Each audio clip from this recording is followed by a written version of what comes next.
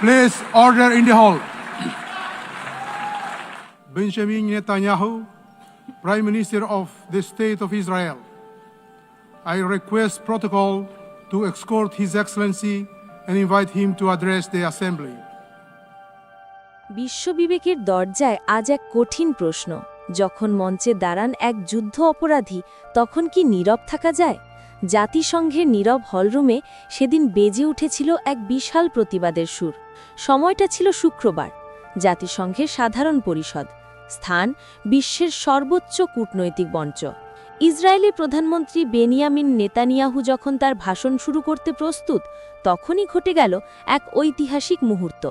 গাজায় চলমান গণহত্যা আর মধ্যপ্রাচ্যে ইসরায়েলের লাগাতার হামলার প্রতিবাদে অসংখ্য দেশের কূটনীতিকরা নীরবেই কিন্তু দৃঢ়ভাবে হল ছেড়ে বেরিয়ে যান। সারি সারি চেয়ার খালি হতে থাকল। গত বছরও যা ঘটেছিল, এবার তার পুনরাবৃত্তি আরও জোরালো। এ যেন এক অসহায় মানবতার প্রতীকী কণ্ঠস্বর।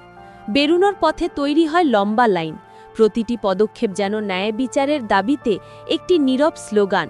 নেতানিয়াহু তখন মঞ্চে নীরব, আর সেই নীরবতা সাক্ষী রইল বিশ্ব রাজনীতির এক বিরাট নৈতিক বিভাজনের। কিন্তু এই কূটনৈতিক প্রতিবাদের পেছনে লুকিয়ে আছে অসংখ্য মানুষের বুক ফাটা কান্না। কারা মারা গেছে? ইসরায়েলের তথাকথিত গণহত্যামূলক অভিযানে এখন পর্যন্ত 2,38,000-এরও বেশি ফিলিস্তিনি নারী, শিশু, বৃদ্ধ, যুবক হয় নিহত, নয় আহত বা নিখোঁজ। 80%-এরও বেশি ছিলেন নিরীহ বেসামরিক মানুষ। কল্পনা করুন, প্রতিদিনের বিমান হামলা আর ট্যাঙ্কের গোলাবর্ষণে ঘরবাড়ি, স্কুল, হাসপাতালগুলো আজ শুধুই ধ্বংসস্তূপ। প্রায় গোটা জনগোষ্ঠী অন্তত একবার করে ঘরবাড়ি ছেড়ে পালিয়েছে। প্রতিটি ফিলিস্তিনি পরিবার আজ তাদের প্রিয়জনকে হারিয়েছে। আহমেদ, ফতেমা, ছোট্ট জায়েদ, নামগুলো হয়তো আমাদের কাছে অজানা, কিন্তু তাদের হারানোর যন্ত্রণা আজ গোটা বিশ্বের কাছে প্রশ্ন ছুড়ে দিচ্ছে। কোনো মায়ের কান্নার শব্দ কি জাতিসংঘ পর্যন্ত পৌঁছায় না? কোনো শিশুর ভয় বা প্রিয়জন হারানোর আর্তনাদ কি এই বিশ্ব নেতাদের কানে পৌঁছায় না? আমরা হয়তো তাদের বাস্তব কণ্ঠ শুনতে পাচ্ছি না, কিন্তু তাদের গভীর কষ্ট প্রতিটা খালি চেয়ারে, প্রতিটা ওয়াকআউটে প্রতিধ্বনিত হচ্ছে।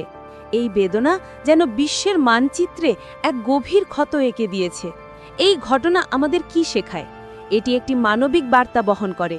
আন্তর্জাতিক আদালতের গ্রেফতারি পরোয়ানা, নভেম্বর 2024, ফিলিস্তিনি মিশনের যুদ্ধ অপরাধী আখ্যা, এসবই স্মরণ করিয়ে দেয় যে মানুষের জীবনের মূল্য রাজনীতির চেয়ে অনেক উপরে।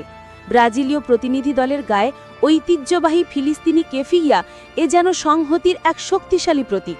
এটি শেখায় যে বিবেক বিক্রি হয় না, আর অবিচারকে নীরব সমর্থন দেওয়া যায় না।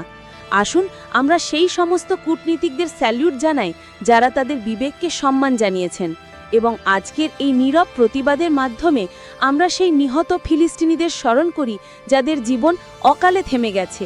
তাদের স্মৃতি যেন বিশ্বের কাছে এক স্থায়ী মানবিক বার্তা হয়ে থাকে। অবিচার যেখানে, প্রতিবাদ সেখানে। এই ওয়াকআউট শুধু একটি কূটনৈতিক ঘটনা নয়, এটি মানবতার পক্ষে এক ঐতিহাসিক রায়। শান্তি ও ন্যায়ের পথে আমাদের পথচলা অবিরাম হোক।